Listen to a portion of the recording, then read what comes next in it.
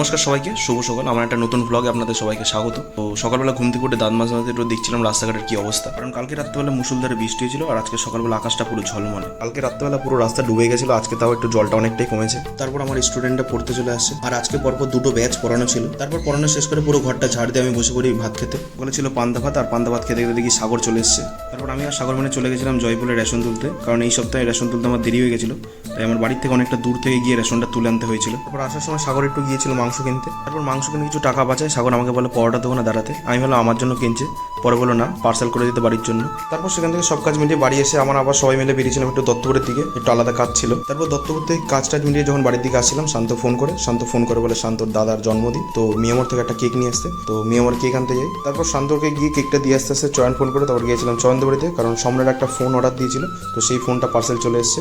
তো এই ফোনটা আবার ওর বাড়িতে গিয়ে দিয়ে আসতে হবে।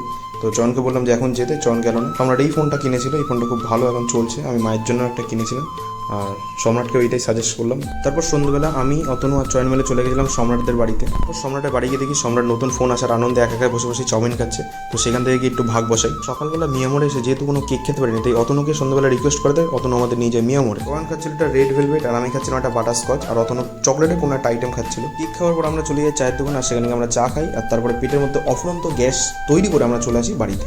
তো আজকের ব্লগটা এইটুকুনি, তোমাদের সাথে দেখা হবে আবার পরবর্তী একটা নতুন ব্লগে। আর ভিডিওটা ভালো লাগলে লাইক কমেন্ট করতে ভুলো না, বন্ধু বান্ধবদের সাথে শেয়ার করো, আর চ্যানেলে যদি নতুন হও তাহলে চ্যানেলটা আগে সবার আগে সাবস্ক্রাইব করো। Good night.